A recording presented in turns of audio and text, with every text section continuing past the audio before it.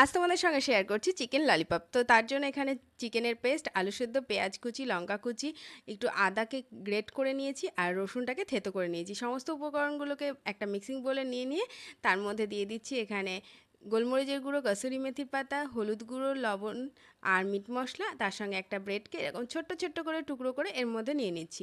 আর সঙ্গে 2 চামচ মতন বেসন নিচ্ছি।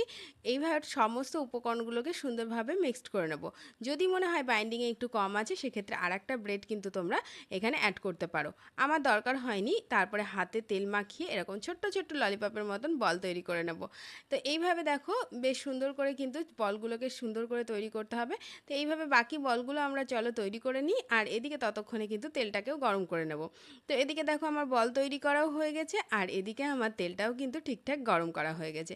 এবার আর কিসের দেরি, এই বলগুলোকে তেলের মধ্যে ছেড়ে দেবো আর সুন্দর করে বেশ লাল লাল করে এপিট ওপিট উল্টে পাল্টে বেশ সুন্দরভাবে ওদেরকে ভেজে প্লেটের উপরে তুলে নেব।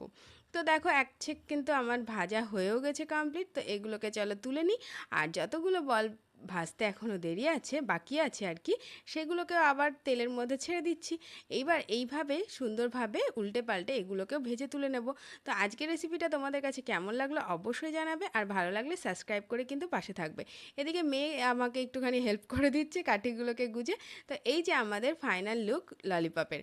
তো অবশ্যই কিন্তু কমেন্ট বক্সে জানিও কেমন লাগলো আজকের রেসিপি। ভালো লাগলে একটু বন্ধুবান্ধবদের মধ্যে শেয়ার করে দিও।